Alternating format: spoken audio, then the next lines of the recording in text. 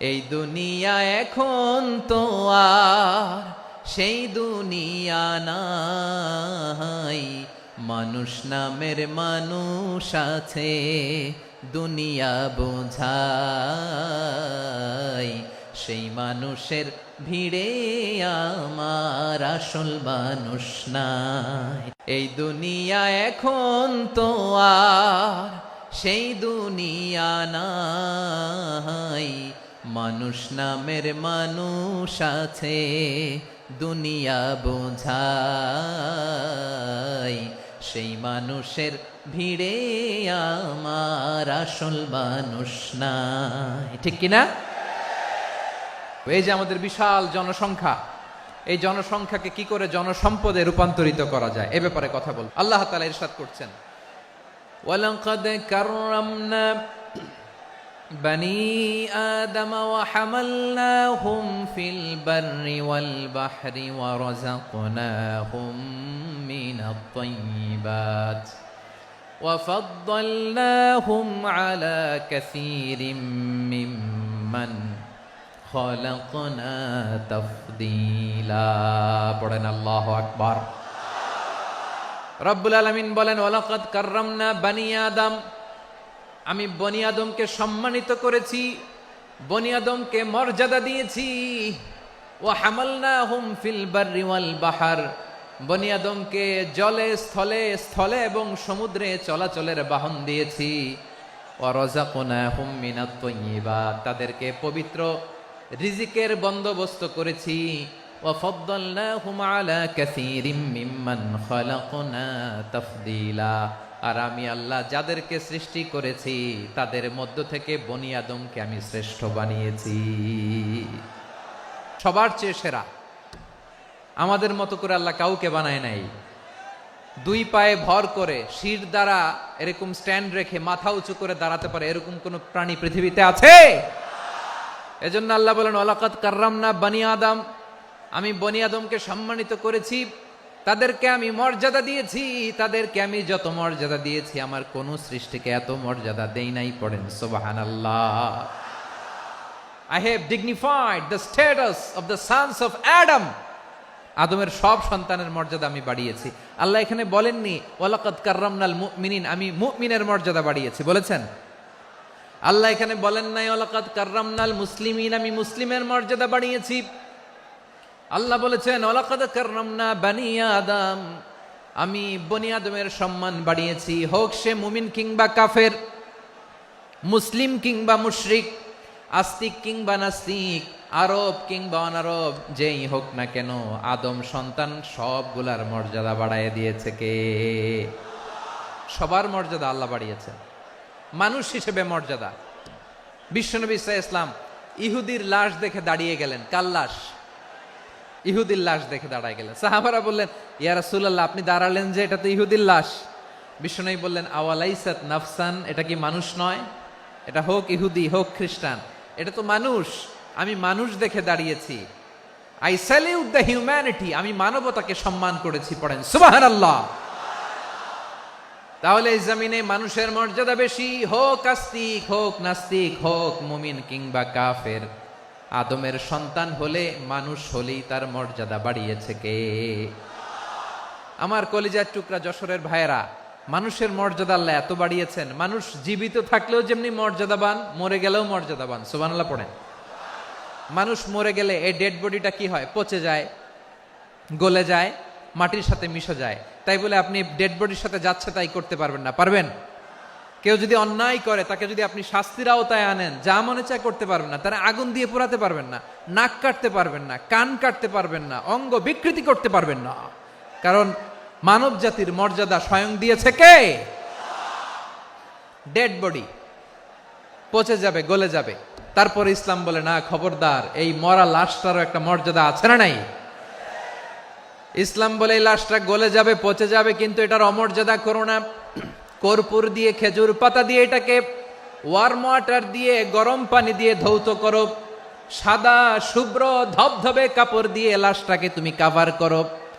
তারপরে খাটিয়ার মধ্যে লাশটাকে রেখে বিশাল একটা প্রোগ্রাম করো, একটা ফিউনারাল প্রোগ্রাম করো। ওই প্রোগ্রামের ডানে বায়ে পেছনে লাশটারে রাখলে হবে না, প্রোগ্রামের একেবারে সামনটাতে তুমি লাশটাকে রাখো। সুবহানাল্লাহ। একটা ফিউনারাল প্রোগ্রাম করতে হবে, তাকে শেষ বিদায় জানাতে হবে, যেটাকে আমরা জানাজা বলি। কি বলি?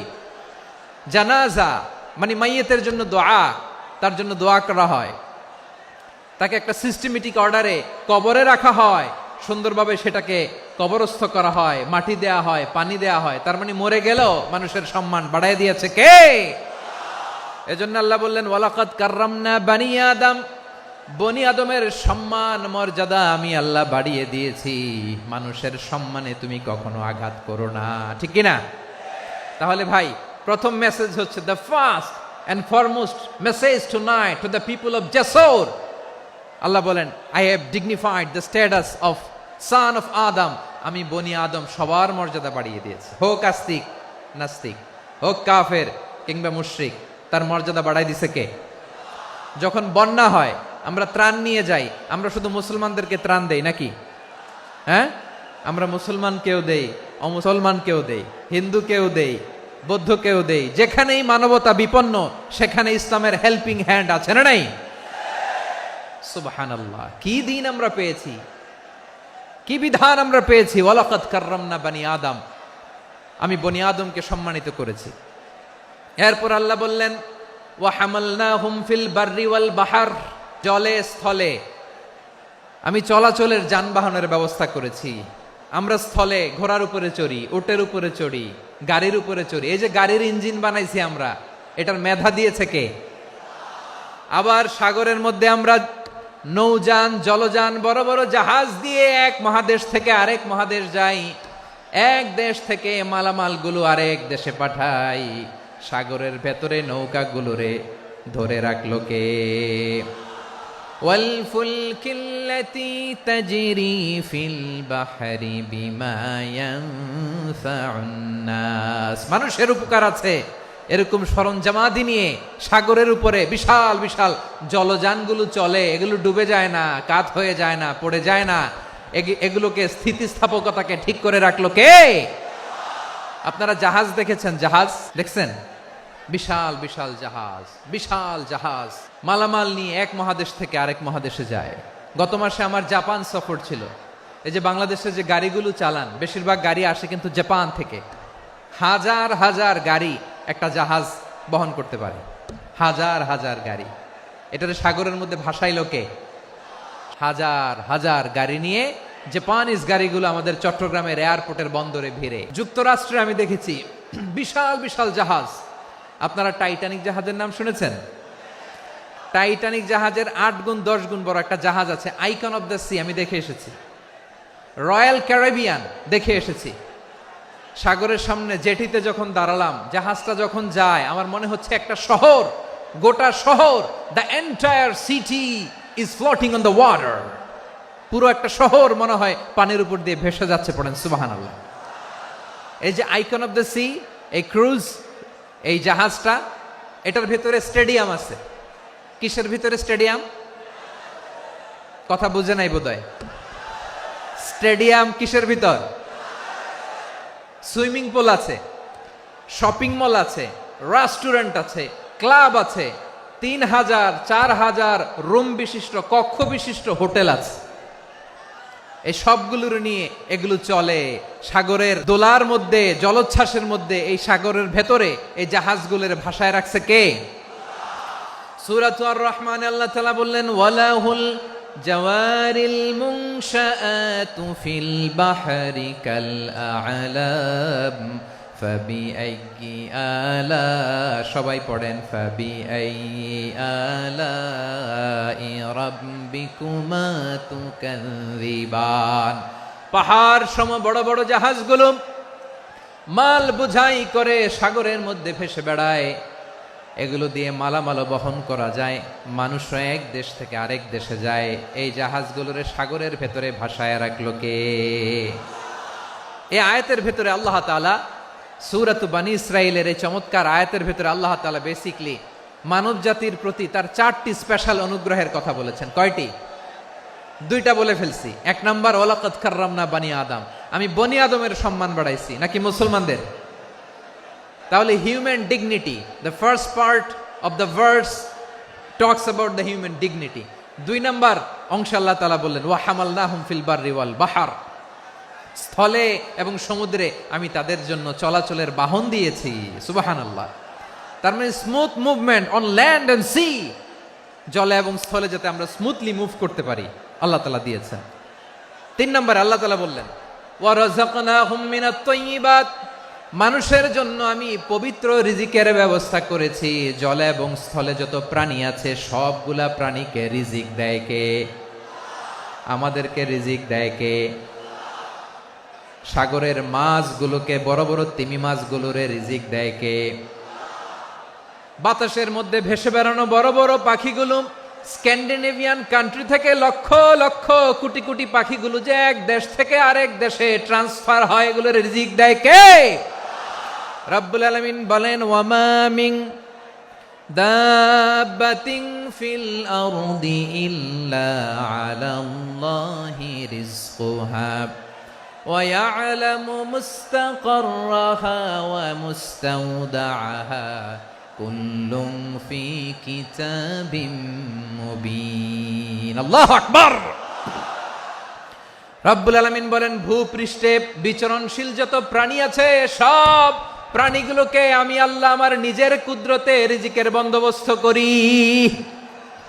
এই প্রাণীগুলো কোথায় থাকে, কোথায় যায়, সব জায়গায় আমি রিজিক পৌঁছে দেই। রিজিক কেউ দিতে পারে না, রিজিকের মালিক কে? রিজিকের মালিক তিনি আল্লাহ। এজন্য আল্লাহ তাআলা বললেন ওয়া রাযাকনাহুম মিনাত তাইয়্যিবাত। এরপর আল্লাহ বললেন ওয়া ফাদ্দালনাহুম আলা কাসীরিম মিম্মান খালাকনা তাফদীলা। আমি যত প্রাণী সৃষ্টি করেছি সকল প্রাণীর মধ্যে মানুষের মর্যাদা শ্রেষ্ঠত্ব আমি দিয়েছি। সুবহানাল্লাহ পড়েন। তাহলে 1 নম্বরে আল্লাহ বললেন আমি বনি আদমের মর্যাদা বাড়ালাম। এরপরে বললেন স্থলে এবং সমুদ্রে চলাচলের জন্য যানবাহন দিলাম। 3 নম্বরে আল্লাহ বললেন পবিত্র রিজিকের ব্যবস্থা করে দিলাম। এরপরে আল্লাহ বললেন যত প্রাণী আছে, সৃষ্টি আছে, সবগুলার উপরে আমি মানুষকে শ্রেষ্ঠত্ব দিলাম। সুবহানাল্লাহ। তাহলে সবচেয়ে বেশি শ্রেষ্ঠত্ব মানুষের। কার? মানুষের। শুধু তাই নয় প্রিয় ভাইরা, আকাশ এবং জমিনে যা কিছু আছে সবকিছু মানুষের জন্য, মানুষের কল্যাণে, মানুষের প্রয়োজনে, মানুষের বশীভূত করে সৃষ্টি করেছেন কে? রব্বুল আলামিন বলেন হুয়াল্লাযী খালাকা লাকুম মা ফিল আরদি জামিআ। এই জমিনের মধ্যে যা কিছু আমি আল্লাহ সৃষ্টি করেছি সব কিছু আমি মানুষের জন্য সৃষ্টি করেছি। পড়েন সুবহানাল্লাহ। হুয়াল্লাযী খালাকা লাকুম মা ফিল আরদি জামিআ, যা আছে সব আমাদের জন্য, সব আমাদেরকে সার্ভিস দেওয়ার জন্য, আমাদের উপকারের জন্য, আমাদের কল্যাণের জন্য। আওয়াজ করে সবাই পড়ুন আল্লাহু আকবার। অন্য আয়াতে আল্লাহ বললেন ওয়াসাখখারা লাকুম মা ফিস সামাওয়াতি ওয়া মা ফিল আরদি জামিআম মিন ইন্না ফি যালিকা লাআয়াতিন লিকাউমিন ইয়াতাফাক্কারুন।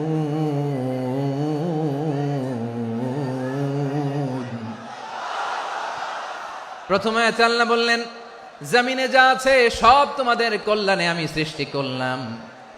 এরপরে আল্লাহ বললেন আকাশেও যা আছে সব তোমাদের জন্য সৃষ্টি করলাম, তোমাদের অনুগত বানায় দিলাম। পড়েন সুবহানাল্লাহ। মানুষের কি ব্রেইন দেখেন, মানুষ জমিন ছেড়ে আকাশে চলে যায়। পাখি দেখে মানুষের শখ হলো পাখি যেহেতু উঠতে পারে আমরাও পারবো। অরবিল রাইট, উইলবার রাইট, 2 ভাই মিলে আঁকাঝোঁকা করতে করতে করতে করতে প্লেন বানায় ফেললো। কোন সুবহানাল্লাহ। এখন পাখিও ওরে, আমরাও ওরি। এরপরেই মানুষের কৌতূহল থামে না এখানে। মানুষ চলে গিয়েছে চাঁদে। কোথায় গেছে? এখন কিন্তু চাঁদে জমি বিক্রি হয় জানেন। পৃথিবী নিয়ে মারামারি শেষ। রাশিয়া আমেরিকা এখন ধরছে চাঁদ আর মঙ্গল গ্রহ। এখন চাঁদে জমি বিক্রি হয়, মঙ্গলে জমি বিক্রি হয়। এই চাঁদ, মঙ্গল, বৃহস্পতি, শনি সব আল্লাহ তাআলা আমাদের জন্য বানিয়েছেন। সুবহানাল্লাহ পড়েন। মানুষ সাগরের উপরে চড়ে, শূন্যে ভেসে বেড়ায়, পাহাড় কেটে সুড়ঙ্গ বানায়, টানেল বানায়। মানুষ বট ব্যান্ডের লাইন নিয়ে যায় সাগরের ভেতর দিয়ে এক দেশ থেকে আরেক দেশে, এক মহাদেশ থেকে আরেক মহাদেশে। সুবহানাল্লাহ পড়েন। তার মানে গোটা বিশ্বের সব কিছুর উপরে control, superiority over all creatures, সব কিছুর উপর কন্ট্রোল, মনিটরিং, নিয়ন্ত্রণ, এটা প্রতিষ্ঠা করে দিয়েছে কে? এজন্যই মানুষের শ্রেষ্ঠত্ব। ওয়ালাকাদ কাররামনা বানি আদম, আমি বনি আদমের সম্মান বাড়িয়েছি, মর্যাদা আমি বাড়িয়ে দিয়েছি এ কারণে, কারণ মানুষ সবকিছুর উপর নিয়ন্ত্রণ নিতে পারে। মানুষকে নিয়ে এই কোরআনের সব আলোচনা, মানুষকে নিয়ে এই কোরআনের সব। তাই কোরআনের কেন্দ্রীয় আলোচ্য বিষয় হচ্ছে মানুষ। মানুষকে আল্লাহ স্বাধীনতা দিয়েছেন। ফামান শাআ ফালইউমিন ওয়া মান শাআ ফালইয়াকফুর। চাইলে মুমিন হতে পারো, চাইলে কাফের হতে পারো, তোমার ইচ্ছা। তবে জেনে রাখো, মুমিন হলে পাবা জান্নাত, কাফির হলে পাবা জাহান্নাম। নাও দ্য ডিসিশন ইজ ইয়ার্স, সিদ্ধান্ত তোমার, জান্নাতে যাবা না জাহান্নামে যাবা। মানুষকে আল্লাহ এত স্বাধীনতা দিয়েছেন, মানুষ চাইলে অনেক ভালো হইতে পারে। ভালোর রাস্তাও খোলা, খারাপ হওয়ার রাস্তাও খোলা। ভালো হইলে মানুষ অনেক ভালো, খারাপ হইলে অনেক খারাপ। ভালো হইলে সবচেয়ে ভালো, খারাপ হইলে সবচেয়ে খারাপ। এজন্য সিদ্ধান্ত আপনাকে নিতে হবে। আল্লাহ তাআলা বলছেন, লাকাদ খালাকনাল ইনসানা ফি আহসানি তাকওয়িম সুম্মা রাদাদনাহু আসফালা সাফিলিন। আমি মানুষকে অনেক সুন্দর অবয়বে, সুন্দর আকৃতিতে সৃষ্টি করেছি। তার শুধু চেহারার ডিজাইনটাই সুন্দর নয়, তার ব্রেনটা বড্ড সুন্দর, তার মানসিকতা বড্ড সুন্দর, তার সৃজনশীলতা বড্ড সুন্দর। পড়েন সুবহানাল্লাহ। আমাদের ব্রেনটা অনেক সফিস্টিকেটেড ব্রেন, অনেক সফিস্টিকেটেড। এই 1.5 কেজি ব্রেন ইউজ করে মানুষ গোটা বিশ্বে সভ্যতা বিনির্মাণ করেছে, ঠিক কিনা? এই ব্রেন আল্লাহ তাআলা আমাকে দিয়েছে। এটারে কাজে লাগালে, আপনার 6 সেন্স কাজে লাগালে আপনি অনন্য মানুষ হয়ে উঠবেন, মহামানবে রূপান্তরিত হবেন। মানুষ হতে পারে, চাইলেই মহামানব হতে পারে। আবার যদি মানুষ চায় খারাপও হতে পারে। আল্লাহ বললেন শুধু ভালোই না, ভালো হতে চাইলে অনেক ভালো তুমি হতে পারো, আবার খারাপ হতে চাইলে অনেক খারাপ তুমি হতে পারো। সুম্মা রাদাদনাহু আসফালা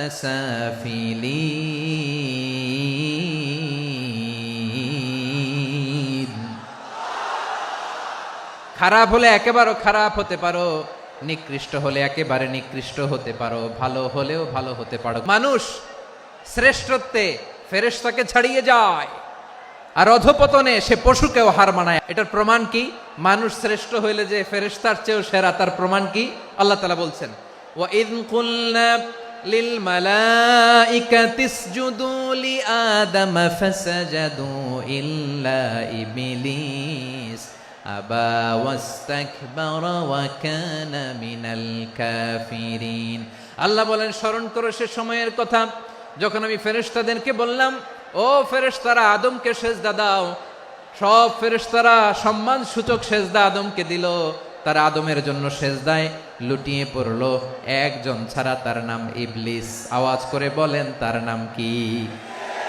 সে অহংকার প্রদর্শন করলো, সে কাফের হয়ে গেল। বাকি সব ফেরেশতারা সেজদা দিল। সুবহানাল্লাহ।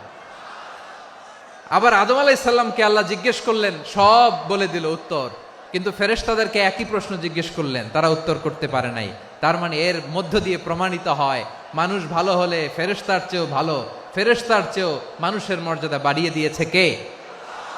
সব নূরের ফেরেশতা যখন মাটির আদমকে সেজদা দেয়, এটা প্রমাণ করে ফেরেশতার চেয়েও মানুষের মর্যাদা বাড়িয়ে দিয়েছে কে? তুমি মাটির আদমকে প্রথম সৃষ্টি করিয়া ঘোষণা করিয়া দিলে শ্রেষ্ঠ বলিয়া, তাই তো নূরের ফেরেশতা করে আদমকে সেজদা, ঠিক কিনা বলেন? তাই তো নূরের ফেরেশতা করে আদমকে সেজদা, সবার চেয়ে সম্মান দিলে মাটির আদমকে। আল্লাহু আল্লাহু তুমি জাল্লে জালালুহু, শেষ করা তো যায় না গে তোমার গুণগান। পড়েন না? পড়েন। আল্লাহু আল্লাহু তুমি জাল্লে জালালুহু, শেষ করা তো যায় না গে তোমার গুণগান। আল্লাহু আল্লাহু, আল্লাহু আকবার। আদমের মর্যাদা বেশি, মানুষের মর্যাদা বেশি। মানুষ শ্রেষ্ঠ তার প্রমাণ, নূরের ফেরেশতা মাটির আদমকে সেজদা করে আওয়াজ করে বলেন ঠিক কিনা। তাহলে মানুষ ভালো হলে ফেরেশতার চেয়ে ভালো। আবার মানুষ যদি খারাপ হয় সে পশুর চেয়েও খারাপ, অধপতনে পশুত্বকে হার মানায়।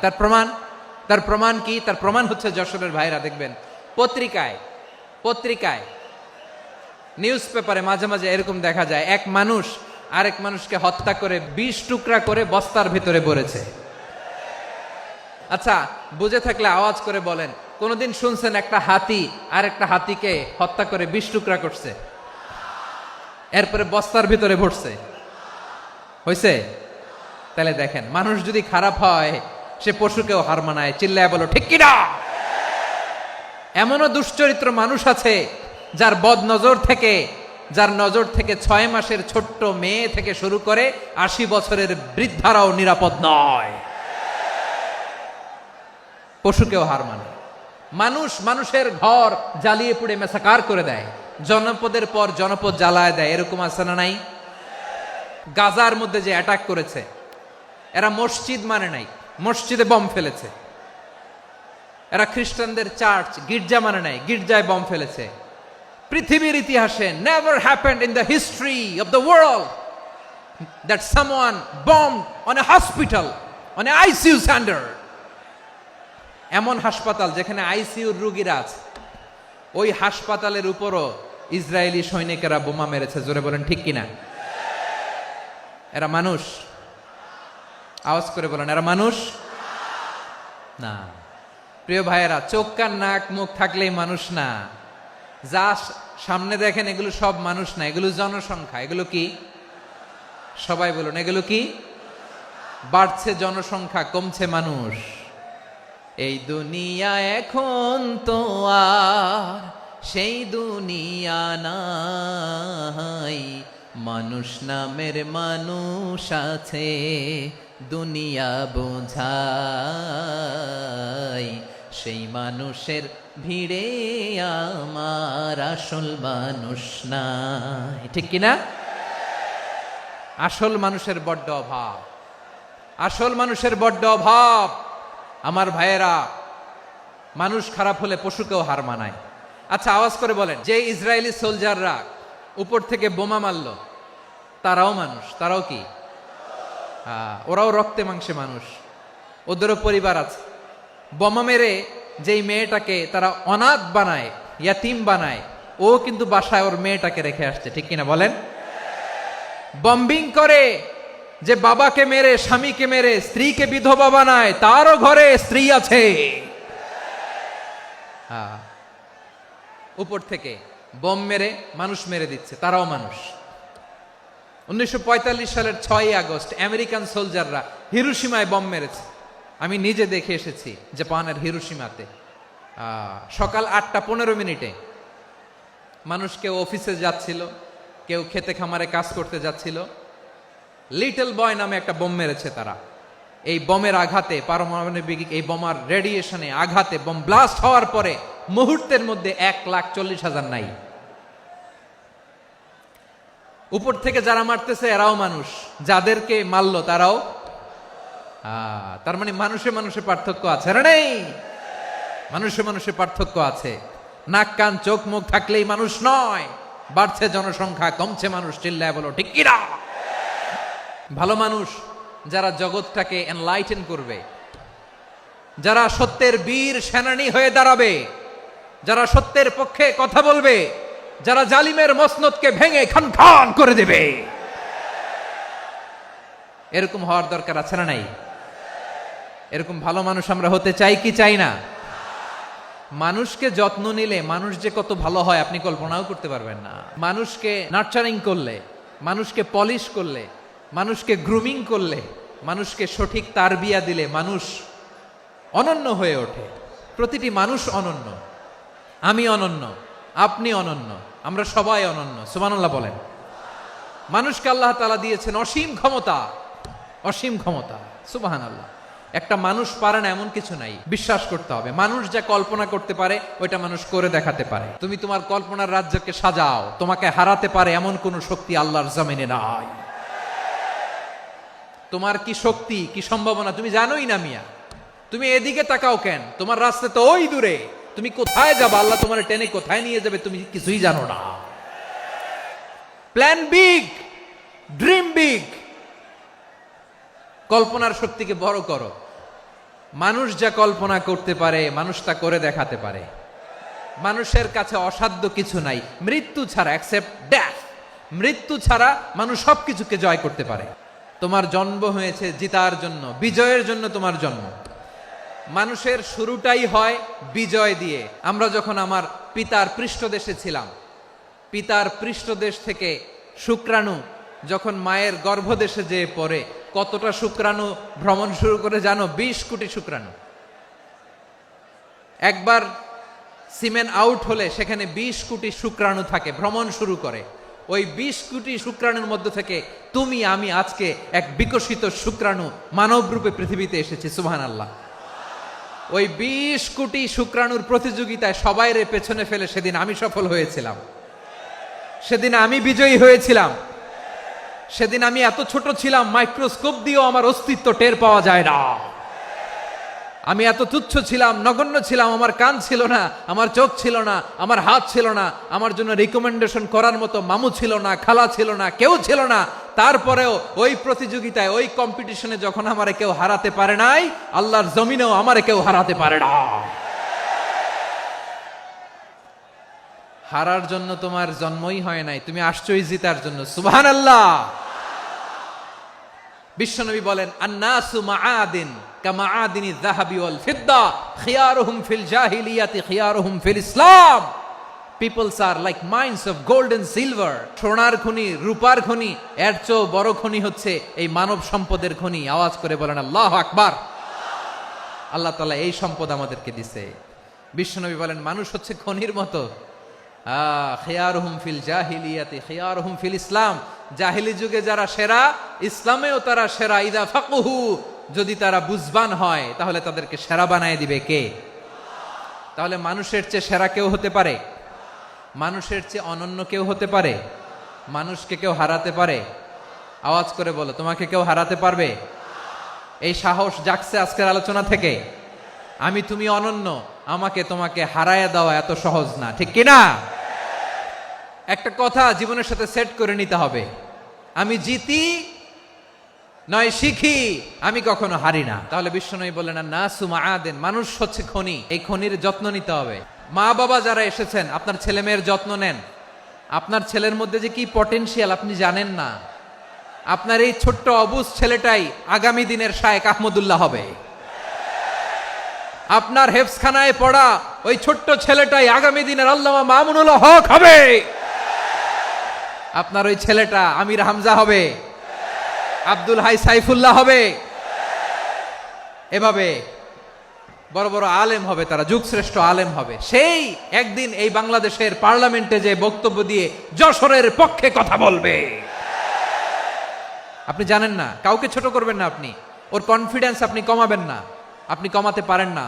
প্যান্ডেলে আমার যে মা বোনেরা আছেন, ছেলে মেয়েদেরকে কখনো ছোট করে কথা বলবেন না। ও যে কোথায় যাবে আপনি জানেন না। আপনি মা হয়ে তাকে সাহস দিবেন, তার কল্পনার জগৎটাকে সাজাতে তাকে উৎসাহিত করবেন, ঠিক কিনা বলেন? আর আমার প্যান্ডেলের আমার প্রিয় শ্রদ্ধাশীলা মায়েরা বোনেরা, আপনারা তো আরো দামি সম্পদ। বিশ্বনবী বলেন, আর দুনিয়া কুল্লুহা মাতা। আল্লাহ আল্লাহ আল্লাহ। বিশ্বনবীর কথার ওজন দেখেন, আর দুনিয়া কুল্লুহা মাতা ওয়া খায়রু মাতা'আদ দুনিয়াল মারআতুস সালিহা। বিশ্বনবী বলেন, দুনিয়ায় যা দেখো সব আল্লাহর দেওয়া অ্যাসেট, মানে সম্পদ। আর এত অ্যাসেটের ভিড়ে সবচাইতে শ্রেষ্ঠ সম্পদ হচ্ছে নেককার নারী। সুবহানাল্লাহ। ভাইয়েরা, বোনের সাথে খারাপ আচরণ করো না। সন্তান মায়ের সাথে খারাপ আচরণ করো না। আমাদের মায়েরা আমাদের asset, they are our priceless asset. কারণ এই মায়েদের পেটে এসেছে আল্লাহর ওলিরা। এই মায়েদের পেটে এসেছে খান জাহান আলী। এই মায়ের পেটে এসেছে শাহজালাল ইয়ামানি। এই মায়ের পেটে এসেছে আল্লাহর সব নবীরা। নাকি নবীরা আকাশ থেকে ধপ করে জমিনে নেমে আসছে? মায়ের পেটে আসছে। এই মায়ের পেটগুলো খনি। আমার সম্মানিতা মায়েরা বোনেরা, নিজেকে ইসলাম দিয়ে সাজান, নিজেকে পবিত্র রাখুন। নিজের আব্রু ইমান ইজ্জতের হেফাজত করুন, কোরআন পড়ুন, সুন্নাহ পড়ুন। আপনি জানেন না আপনার গর্ভে কে আসছে, কোন ক্ষণজন্মা পুরুষকে আল্লাহ তাআলা আপনার গর্ভে পাঠাবে আপনি জানেন না। মায়েরা নিজেদেরকে পবিত্র রাখুন, ইসলাম চর্চা করুন, কোরআন চর্চা করুন, নৈতিকতা দিয়ে নিজেকে সাজান। যশোরের জেনজি, নিজেদেরকে প্রস্তুত রাখো আগামীর বাংলাদেশের জন্য। নৈতিকতা, মোরালিটি, ভ্যালিউজ দিয়ে নিজেকে সাজাও, ইসলাম দিয়ে নিজেকে সাজাও, কারণ আগামীর বাংলাদেশ ইসলামের বাংলাদেশ। বাংলাদেশের আসল পরিচয় ইসলাম। বাংলাদেশের আসল পরিচয় কি? সবাই বলে না, আওয়াজ করে, এদেশের আসল পরিচয়। এদেশে আজান শুনে সূর্য ওঠে শহর গ্রামে, এদেশে আজান শুনে সূর্য ডুবে সন্ধ্যা নামে, এদেশে সকল কাজে সবাই বলে বিসমিল্লাহ, এদেশে ভালো কিছু দেখে শুনে হাসি মুখে সবাই বলে মাশা আল্লাহ। সুবহানাল্লাহ সুবহানাল্লাহ সুবহানাল্লাহ সুবহানাল্লাহ সুবহানাল্লাহ সুবহানাল্লাহ সুবহানাল্লাহ সুবহানাল্লাহ। ও নবীন তরুণ, তোমার কিসের এত ভয়? জেনে রেখো বাংলাদেশের আসল পরিচয়। বাংলাদেশের আসল পরিচয় ইসলাম। আওয়াজ তুলে বলো, আসল পরিচয় কি? এদেশে পরস্পরে দেখা হলে দেয় সালাম, এদেশে আমজনতার হৃদয় জুড়ে পাক্কা আলাম। ঠিক কি না? এদেশে বিপদ এলে সর্বজনে সর্বক্ষণে দোয়া পড়ে ইন্না লিল্লাহ সুবহানাল্লাহ সুবহানাল্লাহ সুবহানাল্লাহ সুবহানাল্লাহ। এদেশে আজান শুনে সূর্য ওঠে শহর গ্রামে, এদেশে আজান শুনে সূর্য ডুবে সন্ধ্যা নামে, এদেশে সকল কাজে সবাই বলে বিসমিল্লাহ, এদেশে ভালো কিছু দেখে শুনে হাসি মুখে সবাই বলে মাশা আল্লাহ। সুবহানাল্লাহ, আওয়াজ করে সুবহানাল্লাহ সুবহানাল্লাহ সুবহানাল্লাহ সুবহানাল্লাহ। সবাই একসাথে সুবহানাল্লাহ সুবহানাল্লাহ সুবহানাল্লাহ সুবহানাল্লাহ। এদেশের আসল পরিচয় কি? আওয়াজ করে বলতে ভয় লাগে। এদেশের আসল পরিচয় কি? ইসলাম দিয়ে আমাদের সংসদ ভবন চলুক, আমরা চাই কি চাই না? বঙ্গভবনে লা ইলাহা ইল্লাল্লাহর পতাকা উড়ুক, আমরা চাই কি চাই না? প্রতিটি জেলা অফিসে, ডিসি অফিসে লা ইলাহার পতাকা ঝুলুক, আমরা চাই কি চাই না? মানুষকে যত্ন নিলে মানুষের মধ্যে যারা কি পটেনশিয়াল রেখেছে। আমি জাপানের দুইটা উদাহরণ দেই। জাপানে 2022 সালে জাপানের সাথে জার্মানির খেলা, ফিফা ওয়ার্ল্ড কাপ 2022, ওই খেলায় জিতেছিল জাপান। জিতেছিল 22 সালের এই ফিফা ওয়ার্ল্ড কাপে জাপান ফুটবল খেলায় জিতে। As a part of their celebration তারা খেলার পরে পুরো স্টেডিয়ামটারে ক্লিন করে, the fan base of Japan, লক্ষ লক্ষ মানুষ খেলা দেখতে যায়, তো এত ডাস্টবিনও তো নাই। তো যারা ডাস্টবিনে জায়গা পায় নাই তারা এই যে চকলেটের প্যাকেট, পানির বোতল, চিপসের প্যাকেট তারা এদিকে সেদিকে রেখে দিয়েছে। জাপানের ভক্তরা, জাপানের ফলোয়াররা as a part of their celebration তারা খেলার পরে পুরো স্টেডিয়ামের সব ময়লা আবর্জনা ক্লিন করে তারপরে বিদায় নিয়েছে। তাদেরকে কি ক্লিন করার দায়িত্ব দেওয়া হয়েছিল? তারা কি স্টেডিয়ামের পরিচ্ছন্নতা কর্মী? তাদের আকল, তাদের সিক্স সেন্স তাদেরকে বলেছে। ছোটবেলা থেকে জাপান গভর্নমেন্ট ওদেরকে এত পরিচ্ছন্নতা শেখায়, ক্লিনলিনেস অ্যাওয়ারনেস ক্যাম্পেইন করায়। ক্লাসে আমি দেখেছি, ক্লাসে নিজের বেঞ্চ নিজে মুছে, ক্লাসের মাঝখানে একটা সময় দেয়, নিজের টেবিল নিজে মুছে, নিজের ক্লাসরুমটা নিজে পরিষ্কার করে। রাস্তাঘাটে একটা ধুলা নাই, ময়লা নাই, একটা টিস্যু নাই। খেলার পরে গোটা বিশ্বকে তাক লাগিয়ে দিয়েছে। জাপানের ফ্যানরা সবার রেখে যাওয়া গার্বেজ, টিস্যু, বোতল পরিষ্কার করে তারপরে স্টেডিয়াম থেকে বিদায় নিয়েছে। আমরা কেন এমন হইতে পারলাম না? জাপানের যারা এগুলো করছে ওদের 3টা করে চোখ না? চোখ তো 3টা, জাপানা লাগো। জাপানা লাগো হাত তো 4টা, কান তো 6টা। হ্যাঁ, নাকি আমার মতো 2 হাত 2 কানওয়ালা মানুষ? চোখে দেখলে ওটা মানুষ না। চিন্তা করছেন? তার মানে জাপানিজদেরকে যে গ্রুমিং করে শিখানোর মাধ্যমে পরিচ্ছন্ন বানানো গেছে, ওরা যেমনি মানুষ আমরাও মানুষ, আমাদের সন্তানদেরকে শেখালে তারাও পারবে। পারবে কিনা? 2 নম্বর উদাহরণ বলি। চট্টগ্রাম ফেনীতে যারা গিয়েছেন, মেঘনা গোমতী ব্রিজ প্রকল্প নাম শুনছেন? মেঘনা একটা ব্রিজ পার হওয়া লাগে। এই মেঘনা গোমতী, এখানে 3টা ব্রিজ কাঁচপুর সহ, এই 3টা ব্রিজের নির্মাণ কাজ, রেনোভেশনের কাজ দেয়া হয়েছিল জাপানের একটা কোম্পানিকে। কাকে? জাপানের কোম্পানির নির্মাণ শেষে 738 কোটি টাকা বেঁচে গেছিল, এটা গভর্নমেন্টের হাতে দিয়ে তারা বিদায় নিয়েছে। কত টাকা? 738 কোটি টাকা। যত প্রাক্কলিত ব্যয় নির্ধারণ করা হয়েছে সব টাকা সরকার, তৎকালীন সরকার 2019-এর সরকার, কারা ছিল তো জানেন? এই 2019-এর সরকার তাদেরকে দিয়েছে।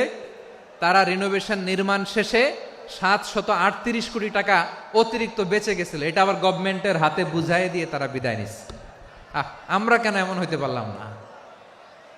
জাপানের ওরাও মানুষ, আমরাও মানুষ, তার মানে মানুষে মানুষে পার্থক্য আছে না নাই? আচ্ছা, জাপানের 2টা উদাহরণ দিলাম, এবার আমার দেশের 2টা উদাহরণ দিব না?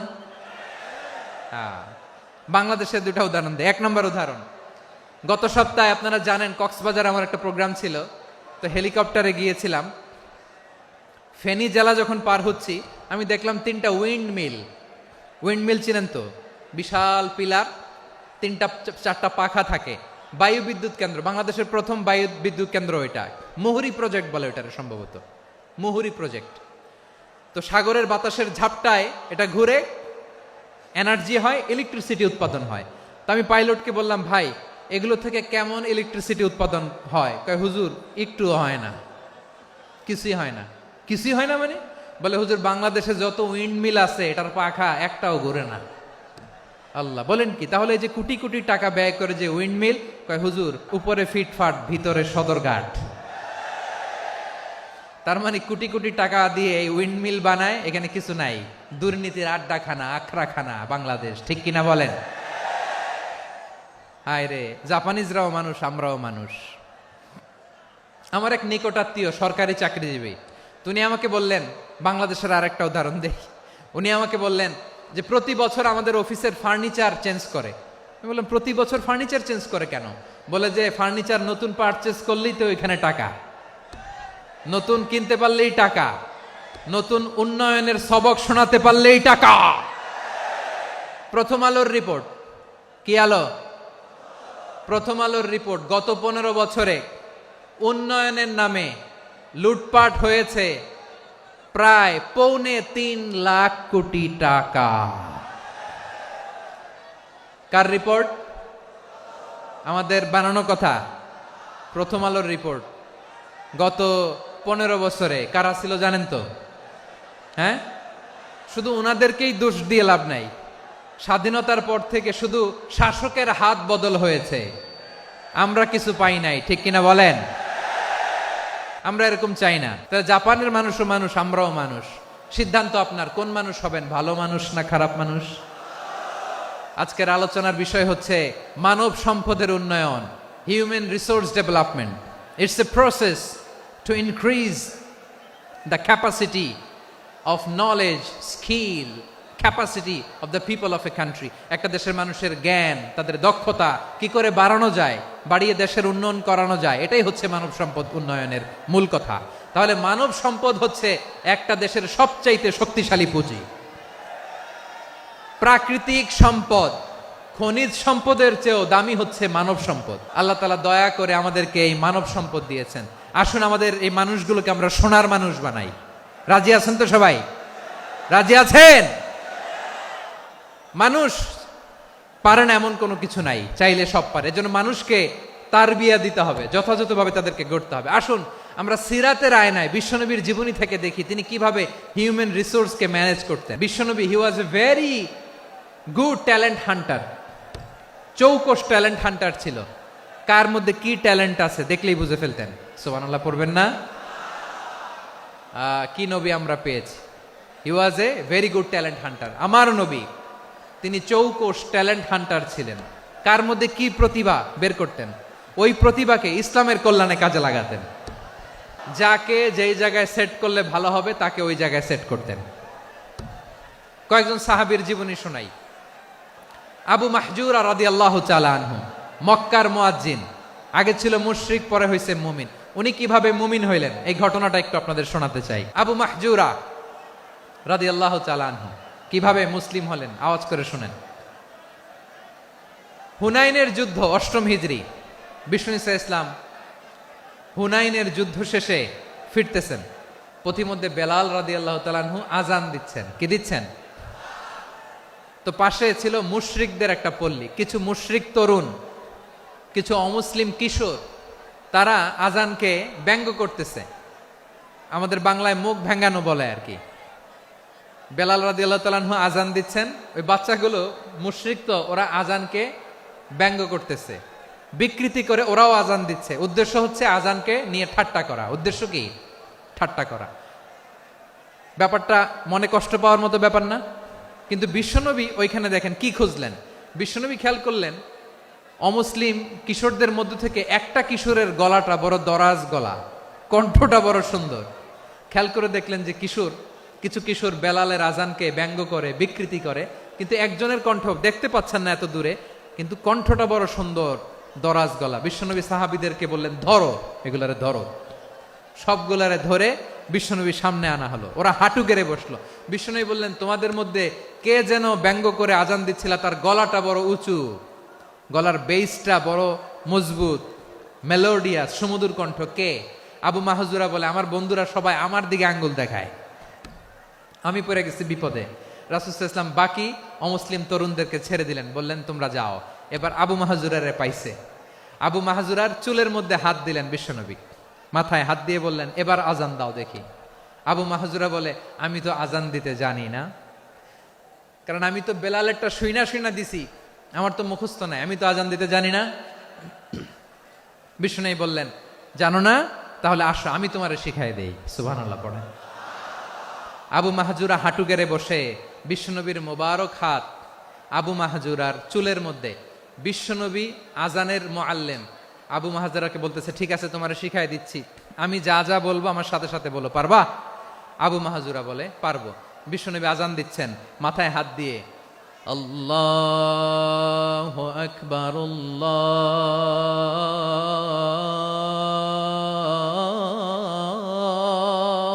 আকবার। আবু মাহজুরা এই বাক্যটা পড়লেন। বিশ্বনবী দ্বিতীয় বাক্য পড়তে আরম্ভ করলেন,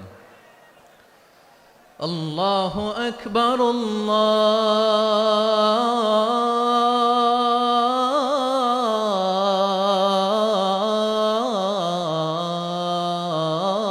আল্লাহু আকবার। আবু মাহজুরা এই বাক্যটাও বললেন। বিশ্বনবী আবু মাহজুরার মাথার মধ্যে হাত দিয়ে তৃতীয় বাক্য পড়লেন, আশহাদু আল্লা ইলাহা ইল্লাল্লাহ,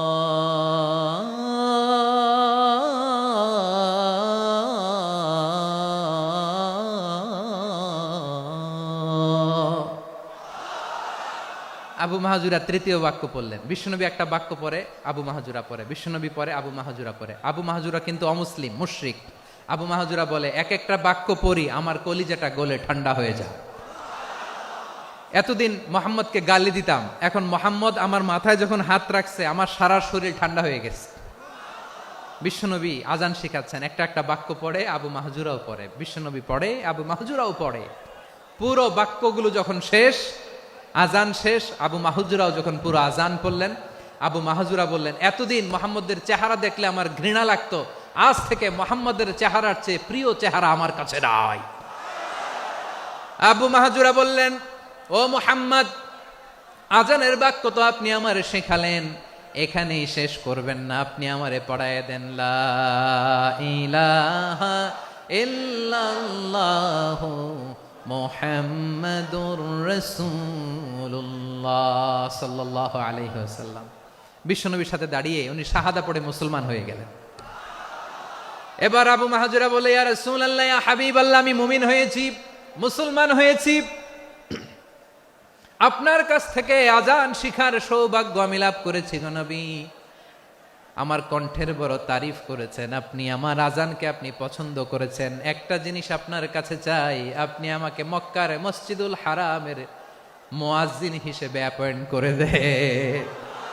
বিষ্ণু ঈসা ইসলাম বললেন, যাও আবু মাহজুরা, আমি তোমাকে পৃথিবীর শ্রেষ্ঠতম মসজিদ মক্কার মসজিদুল হারামের মুয়াজ্জিন হিসেবে অ্যাপয়েন্ট করে দিলাম। দেখছেন কিভাবে ট্যালেন্ট হান্টিং করতে হয়, কিভাবে হিউম্যান রিসোর্স মানব সম্পদকে ব্যবহার করতে হয়। আসছিল আজানকে ভেঙ্গাইতে, আসছিল কেন? আজানকে ব্যঙ্গ করার জন্য, বিকৃত করার জন্য। আজানকে বিকৃত করতে যে ইসলামের সবচেয়ে শ্রেষ্ঠ মসজিদের মুয়াজ্জিন হয়ে গেল। পড়েন সুবহানাল্লাহ। হযরত আবু মাহজুরা রাদিয়াল্লাহু তাআলা আনহু ওনার এই সুললিত কণ্ঠ ব্যবহার করে মসজিদুল হারামে এত সুন্দর করে আল্লাহু আকবার বলে আজান দিতেন, মানুষগুলোর, মুসল্লিগুলোর, মক্কাবাসীর হৃদয়কে তিনি বিগলিত করে দিতেন। মানুষের হৃদয়কে ঠান্ডা হয়ে যেত। শুধু এখানেই শেষ না আমার যশোরের ভাইয়েরা। বিশ্বনবী যখন সাইয়েদনা আবু মাহজুরা রাদিয়াল্লাহু তাআলা আনহুকে আজান শিখাচ্ছিলেন, বলেন তো বিশ্বনবীর হাতটা কোথায় ছিল? আবু মাহজুরার মাথার সামনে, এই চুলের উপরে ছিল। আবু মাহজুরা ওই স্মৃতিটাকে ধারণ করবার জন্য, ওই স্মৃতিকে বহন করার জন্য বিশ্বনবীর মোবারক হাত আবু মাহজুরার কপালের চুলের যেই জায়গায় লেগেছে, মৃত্যুর আগের দিন পর্যন্ত আবু মাহজুরা মাথার ওই চুলে কোনোদিন ছুরি আর কামার লাগায় নাই, সেখানে কেচি লাগায় নাই, চুলের মধ্যে খুর লাগায় নাই। আবু মাহজুরা ডান দিকের চুল কাটতো, বাম দিকের চুল কাটতো, পেছনের চুল কাটতো, সামনের চুল কাটতো না। আবু মাহজুরা রাদিয়াল্লাহু তাআলা আনহুর সামনের চুলগুলো বড় হতে হতে যখন এত বড় হয়ে যায়, তিনি চুলগুলো পেঁচিয়ে মাথার মধ্যে রাখতেন। তারপরে তিনি পাগড়ি পরতেন। সবাই জিজ্ঞেস করতো, আবু মাহজুরা এটা আবার কেমন স্টাইল? দেখতে তোমারে কি বিদঘুটে লাগে, কেমন অড লাগে, কেমন খারাপ দেখা যায়। মক্কায় এমন কোন মানুষ তো দেখি নাই, ডানে চুল কাটে, বায়ে চুল কাটে, পেছনে চুল কাটে, সামনে কাটে না। ওরে আবু মাহজুরা, কেমন দেখা যায় তোমারে, তুমি সামনের চুল কাটো না কেন? আবু মাহজুরা বলে, আমি হাঁটু গেড়ে পেয়ারা নবীর সামনে বসেছিলাম, আমার এই মাথার চুলের মধ্যে মুবারক হাত লাগিয়ে বিশ্বনবী নিজে আমাকে আজানের প্রতিটা বাক্য শিক্ষা দিয়েছেন। বিশ্বনবীর মোবারক হাত, পবিত্র হাত আমার মাথার চুলের যেই জায়গায় লেগেছে, আমি চাই ওই চুলগুলা নিয়ে আমি আমার কবরের ভিতরে যাব। সাইয়েদনা আবু মাহজুরা রাদিয়াল্লাহু তাআলা আনহু ইন্তেকালের আগের পর্যন্ত মাথার সামনের চুলগুলা কাটে নাই। মাথার সামনের চুল তিনি কাটেন নাই। সুবহানাল্লাহি বিহামদি। কেমন ভালোবাসতেন বিশ্বনবী সাহাবীদেরকে, সাহাবারা কেমন ভালোবাসতেন বিশ্বনবীকে।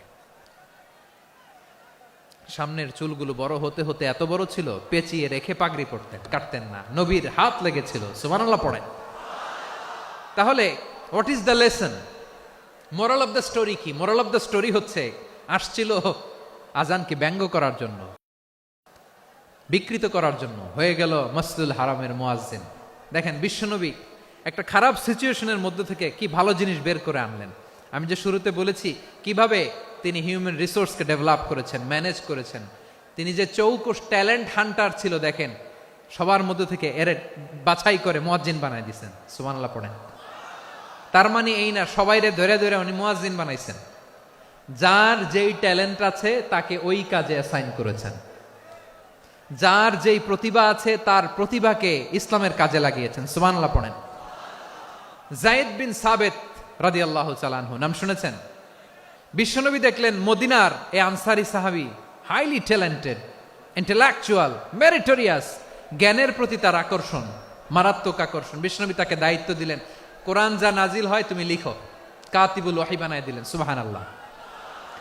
যায়েদ বিন সাবিতরে আবার আজান শেখান নাই, কারণ তার মধ্যে বিশ্বনবী প্রতিভা দেখেছেন, একাডেমিক প্রতিভা। বিশ্বনবীর একাডেমিক প্রজেক্টগুলো তিনি হ্যান্ডেল করতেন। যায়েদ বিন সাবিত ছিল বিশ্বনবীর ব্যক্তিগত সচিব। কি ছিল? ব্যক্তিগত সচিব। বোঝেন নাই? বিশ্বনবীর ব্যক্তিগত সচিব এবং দোভাষী। ইহুদিরা কিছু লিখে দিলে এটার অর্থ বিশ্বনবীরে বুঝায় দিতেন। আবার ইহুদিদের কাছে কিছু লিখতে হলে তিনি লিখে দিতেন। বিশ্বনবী একদিন বললেন, ইন্নী ওয়াল্লাহি মা আমানু ইয়াহুদা আলা কিতাব। ইহুদিরা যে চিঠি পাঠায় অর্থ তো বুঝি না, আরেক ইহুদি আইনে অর্থ করা লাগে। আবার ইহুদিদের কাছে কিছু লিখে পাঠাইতে চাইলে আমরা তো লিখতে পারি না, ইহুদিরে দিয়ে লেখা লাগে। ওরা যে পয়রা শোনায় লিখে দেয়, আমি ওদের বিশ্বাস করি না। আমার নিজের একজন লোক দরকার। বিশ্বনবী এই যায়েদ বিন সাবেতকে চুজ করলেন ল্যাঙ্গুয়েজের জন্য। উনি বললেন, যায়েদ, তোমার সফট স্কিলকে ডেভেলপ করতে হবে, তুমি হিব্রু ল্যাঙ্গুয়েজ শিখে ফেলো। যায়েদ বিন সাবেত বলল, বিশ্বনবীর মোটিভেশন আর ইন্সপিরেশন পেয়ে আমি 15 দিনে ইহুদিদের এই হিব্রু ল্যাঙ্গুয়েজ শিখে ফেললাম। শুধু শিখে ফেললাম না, হাত্তা হাদিকতু, even I became master in the language. এই ভাষা আমি পারদর্শী হয়ে গেলাম। এরপরে ইহুদিরা চিঠি লিখে পাঠালে আর কোনো ইহুদি ডাকা লাগতো না, আমি নবীর এটার অর্থ শুনে পরে বুঝাই দিতাম। আবার ইহুদিদের কাছে চিঠি লেখা লাগলে আমি যায়েদ বিন সাবেত চিঠি লিখে দিতাম। সুবহানাল্লাহ। দেখেন, এত সাহাবীর মধ্য থেকে বিশ্বনবীর একাডেমিক প্রজেক্ট, ব্যক্তিগত সচিব, দোভাষী হিসেবে তিনি যায়েদ বিন সাবেতের মতো তরুণকে নির্বাচিত করেছেন। কেমন ট্যালেন্ট হান্টার ছিল আমার নবী! সুবহানাল্লাহ পড়বেন না? বিশ্বনবীর ইন্তেকালের পরে সাইয়েদনা আবু বকর রাদিয়াল্লাহু তাআলা আনহু যখন খলিফা হয়ে আসলেন, কোরআনকে সংকলনের দায়িত্ব দেয়া লাগবে, কোন সাহাবীকে দিবেন? সব সাহাবারা মিলে পরামর্শ করলেন। সাইয়েদনা আবু বকর, ওমর সবাই মিলে এই বিশাল কোরআন সংকলনের গুরু দায়িত্ব বিশ্বনবীর ব্যক্তিগত সচিব, বিশ্বনবীর দোভাষী, বিশ্বনবীর সিলেক্ট করাই লোক যায়েদ ইবনে সাবেত রাদিয়াল্লাহু তাআলা আনহুকে দিয়েছে। এই যে আজকের যে কোরআন পড়েন, এটা আগে এরকম ছিল না। কোরআন নাজিল হলে সাহাবারা চামড়ার, ওটের চামড়ায় লিখে ফেলতো, ওটের চ্যাপ্টা হাড্ডির মধ্যে লিখে ফেলতো, গাছের গুড়ির মধ্যে লিখে ফেলতো, বিভিন্ন জনের কাছে ছড়ানো ছিটানো ছিল।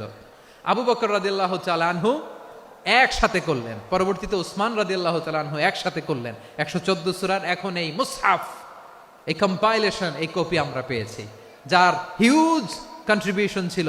এই পুরো কোরআন কম্পাইলেশনের প্রজেক্ট ম্যানেজার ছিল যায়েদ বিন সাবেত রাদিয়াল্লাহু তাআলা। কোরআন কম্পাইলেশনের প্রজেক্ট ম্যানেজার। দেখেন, উনারে মাথায় হাত দিয়ে আজান শিখায় নাই। সুবহানাল্লাহ কইবেন না? তাহলে প্রথম সাহাবী আবু মাহজুরাকে মুয়াজ্জিন বানাইলেন, যায়েদ বিন সাবেতকে ব্যক্তিগত সচিব আর দোভাষী বানালেন, মুসআব ইবনে উমাইর রাদিয়াল্লাহু তাআলা আনহুকে ইসলামের প্রথম অ্যাম্বাসেডর বানালেন। কি নাম?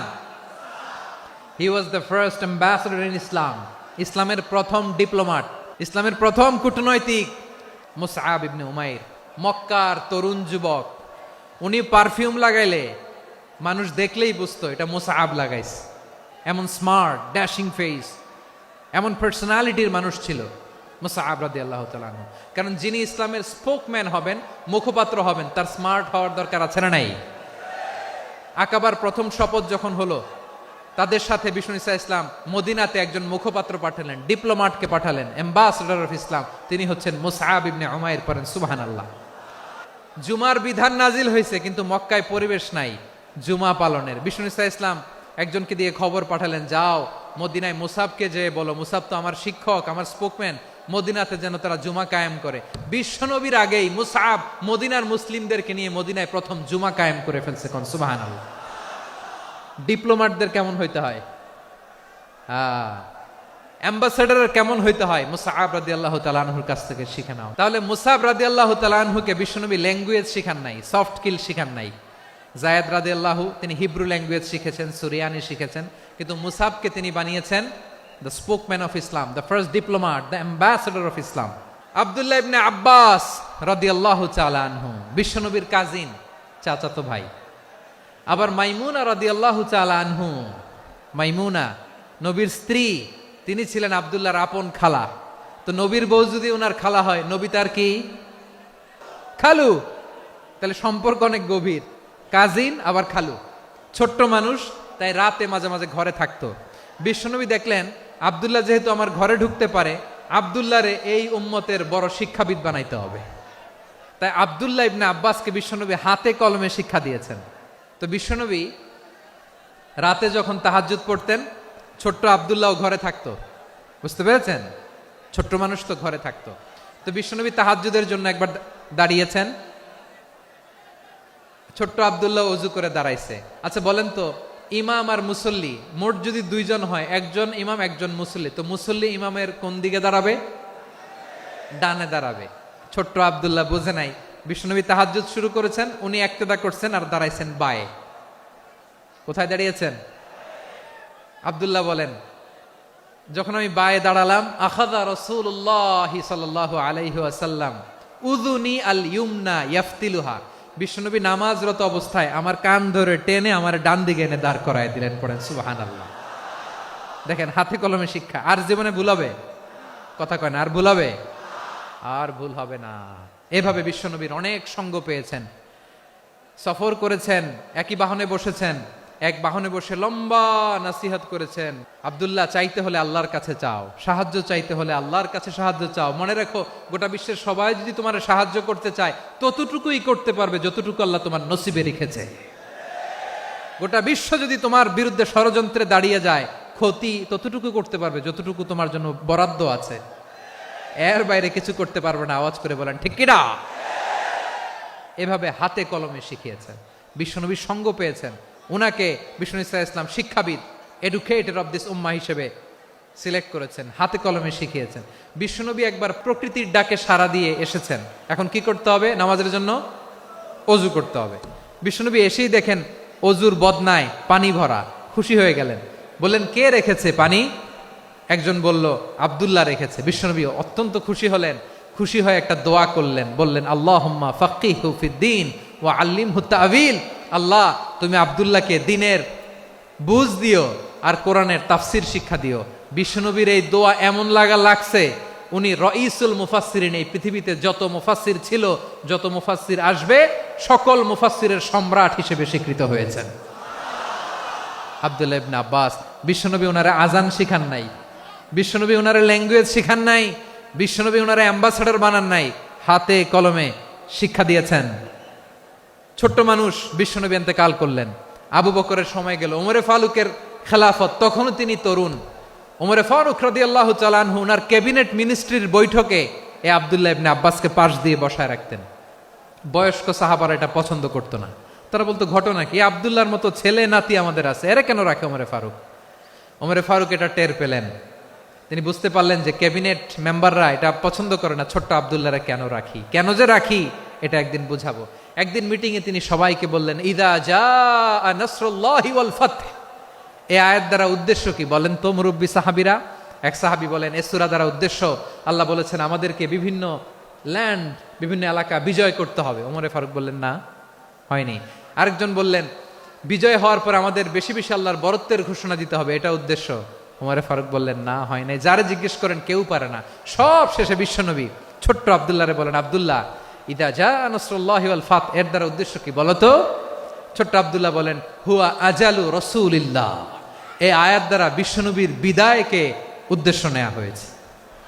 ওমরে ফারুক বললেন, হাযা হুয়া, এটাই তো সঠিক উত্তর, এটাই সঠিক তাফসীর এই আয়াতের। কারণ ইদা জাআ নাসরুল্লাহি ওয়াল ফাতহ, যখন আল্লাহর সাহায্য আর বিজয় আসবে, ওয়া রাআইতান নাসা ইয়াদখুলুনা ফি দীনিল্লাহি আফওয়াজা, আপনি দেখবেন দলে দলে, ঢলে ঢলে, বানের পানির মতো মানুষ ইসলামের দিকে ঢুকতেছে। ইসলামের বিজয় হয়েছে। তো ইসলামের বিজয়ের মিশন নিয়ে নবী আসছে, বিজয়ী যখন হয়ে গেছে, এখন তো নবীর বিদায় হবে। কোন সাহাবী এই সূক্ষ্ম কথাটা ধরতে পারে নাই, ওই আব্দুল্লাহ ছাড়া। আব্দুল্লাহ যখন উত্তর দিছে, সব সাহাবীদের টনক নড়েছে। এরপর থেকে কোনো ক্যাবিনেট মিটিং এ আর কোনো সাহাবারা কোনো প্রশ্ন করে নাই। আওয়াজ করে পড়েন সুবহানাল্লাহ। বিশ্বনবী আব্দুল্লাহ ইবনে আব্বাসকে দ্য এডুকেটর অফ দ্য উম্মাহ, উম্মার শিক্ষাবিদ হিসেবে গ্রহণ করেছেন। আওয়াজ করে পড়তে হবে আল্লাহু আকবার। সাহাবীদের নামগুলো মনে থাকবে? এক নম্বরে আবু মাহজুরা, মুয়াজ্জিন বানাইছেন। যায়েদ ইবনে সাবিত, দোভাষী, ট্রান্সলেটর অফ প্রফেট, এবং তিনি ছিলেন বিশ্বনবীর ব্যক্তিগত সচিব। মুসআব ইবনে উমাইর, the first ambassador and diplomat of Islam. আব্দুল্লাহ ইবনে আব্বাস, এই উম্মার সবচেয়ে বড় এডুকেটর, শিক্ষাবিদ। আরেকজন ছিল আব্দুল্লাহ ইবনে মাসউদ রাদিয়াল্লাহু তাআলা আনহু। দুই আব্দুল্লাহ, আব্বাস গেল, আরেকজন হচ্ছে মাসউদ।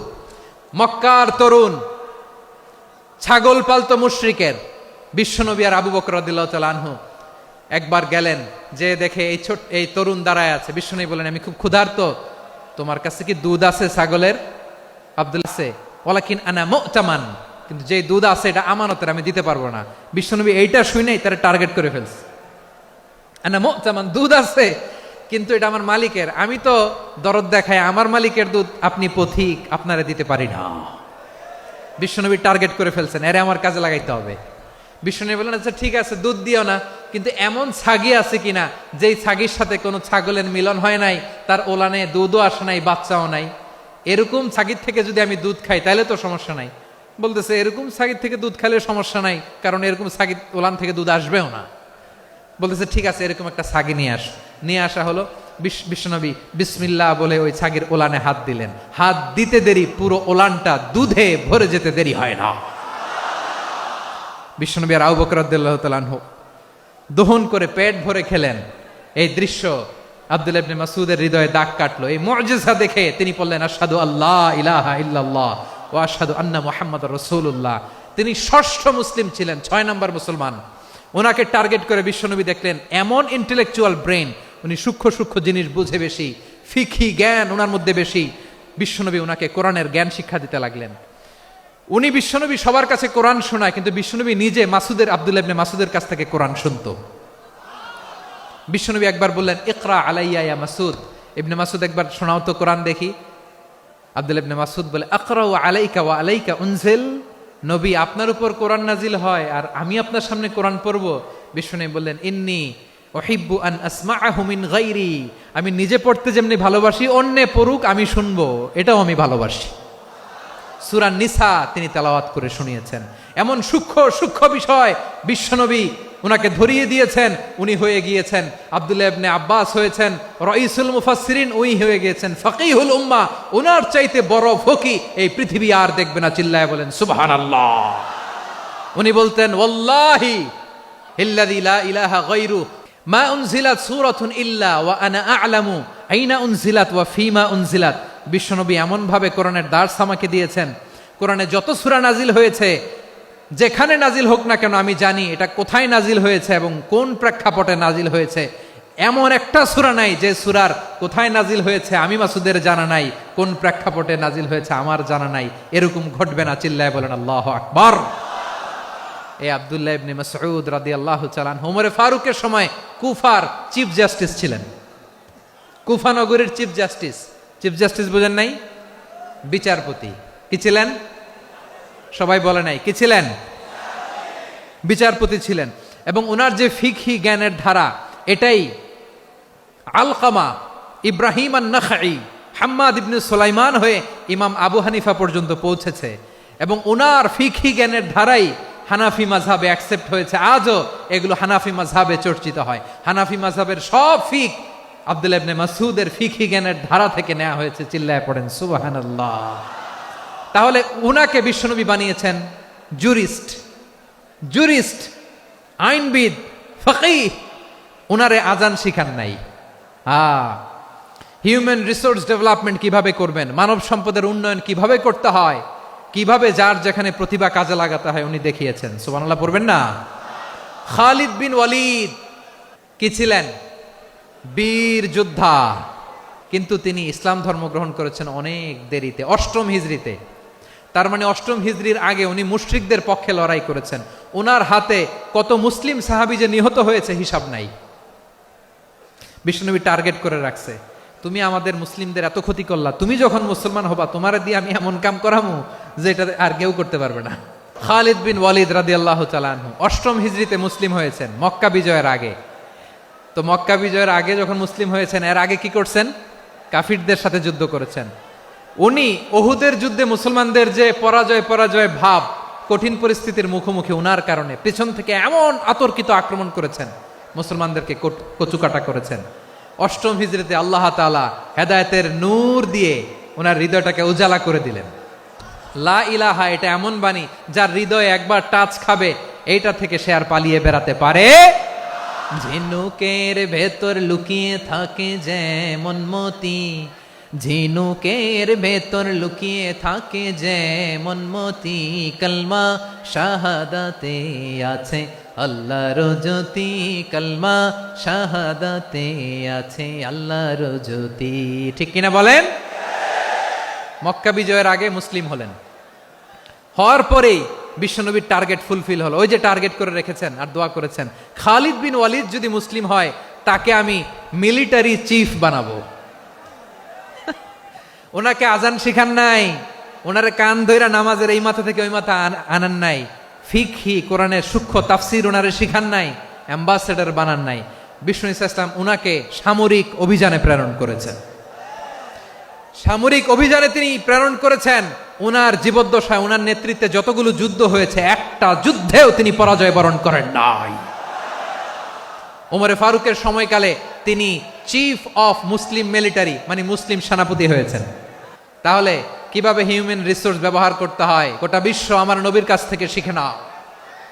খালিদ বিন ওয়ালিদ, ওনাকে বিশ্বনবী একটা উপাধি দিয়েছেন। উপাধিটা হচ্ছে সাইফুল্লাহিল মাসলুল, আল্লাহর নাঙ্গা তরবারি, আল্লাহর খোলা তরবারি, দ্য ওপেন সোর্ড অফ আল্লাহ। খালিদ বিন ওয়ালিদ মুসলিম সেনাপতি। হাসান বিন সাবেত রাসূলের সভা কবি, কালচারাল হিজিমনিকে ডিফিট করার জন্য। উনি ভালো অস্ত্র চালানো জানতেন না, ওই কাজে উনি যেতেন না। উনার ছিল কাব্য প্রতিভা।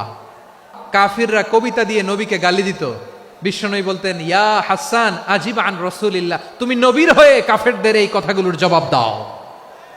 বিশ্বনবীর একটা মিম্বার ছিল, বিশ্বনবীর মিম্বারের পাশাপাশি মসজিদে নববীতে এই হাসান বিন সাবেতের জন্য বিশ্বনবী একটা স্পেশাল মিম্বার বানিয়ে দিয়েছেন।